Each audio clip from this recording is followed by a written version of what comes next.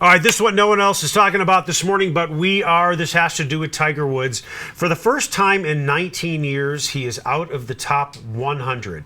Does this kind of make you feel sad at all because he was so great for so long, or are you just kind of over Tiger Woods because of the Tiger fatigue? Even, after his comeback, if that's what you want to call it, after he cheated on his wife, he was playing very poorly, but, even if he signed up for a tournament, everyone was following Tiger. Are you just kind of over him, or do you feel like, wow, this was such a fun ride and kind of wish it would go a little bit longer? Yeah, I never suffered Tiger fatigue because, frankly, a lot of the reason I watched golf was to see if he was there on Sunday. Right. I'm that casual fan that watches if Tiger's in it on Sunday or a Saturday, just because he was doing stuff that was so remarkable. Whether he was in a comeback situation or the fact that he would put up scores that no one else could.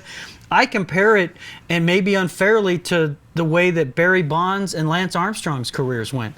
I mean, the two of the greatest athletes of our generation who just kind of fall off the face of the earth. And in Bonds' case, he was kind of blackballed from baseball. But Armstrong leaves in scandal and is completely ashamed. He's considered a dark corner in sports now. In Woods' case, he is not healthy. And there's this feeling now in hindsight that he's kind of sold his soul for his success.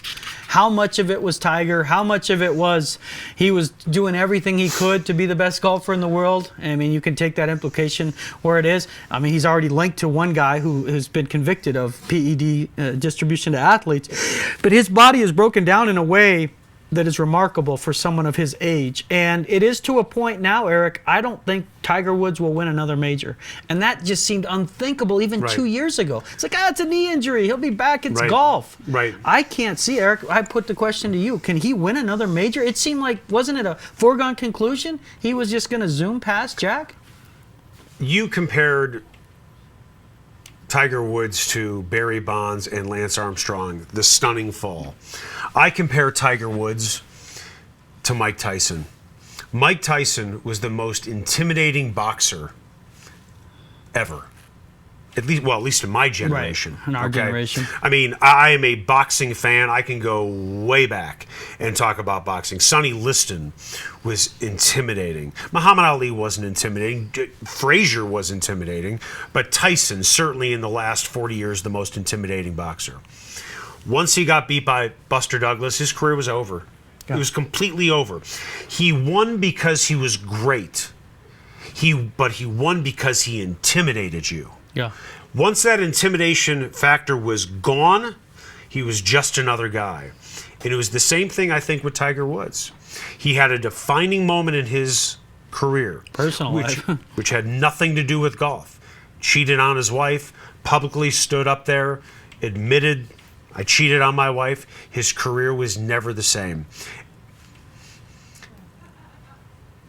He lost the intimidation factor. Not because he cheated on his wife, but suddenly he was gone. He was a great golfer when he played. But once people stopped fearing him, it was just another round of golf. You knew that if Tiger was behind on Sunday and you had the lead, he was going to probably catch you. Right. And you are the one in the lead who got got the yips, not the other way around. You knew he was coming after you. Well, and I think, to your point, it's just the actual visual, the vulnerability. He doesn't walk right. He doesn't swing right. He doesn't even look like the old Tiger Woods. Right. He's lost probably 10 pounds. Remember when he looked like a defensive back for about 5 years there? I mean, I had Rockies players go out and watch him at that Tucson match play championship that was out there, and they came back and they're like, this guy should be playing in the NFL. Right. I mean, they're like, no wonder he hits the ball. I mean, he's better built than most of us. Right. So Tiger Woods' career has never been the same since that moment, but I do think it was linked to his physical decline. Right. He has and he's gone through how many coaches since then? He is clearly grappling for anything at this point to find his old swing, but physically, I don't think his body will allow him to find that swing. I'm not going to make any accusations at all because I don't want to get sued. But I'll just say this as a matter of fact. Anybody who takes PEDs, just look at Mark McGwire.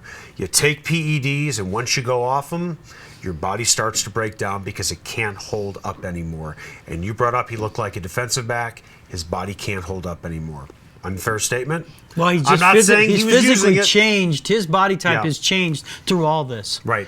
And he can't get to the swing he once had. And it's not doesn't matter if he goes back to this coach, the original Butch Harmon. Yeah, that's not the answer. So, if he just would go back to him, he can't physically do it anymore. It's like Right. a pitcher who threw 95 Right. with a coach who now throws 88. Right. Well, I can bring that coach back, Right. but I'm not going to duplicate those results because I Right. don't throw that hard anymore. And then throw in the mental aspect of it. Yeah, which the one thing too, Eric, and you brought up a great point, is we say he lost his aura Yeah. around the sport. Right. But look into him, he lost his confidence. And Yeah. that's what I saw with Manning last year. Someone who had always played at the height of his game. When he was physically compromised last year, he lost his confidence, I thought. Or at least it deteriorated some.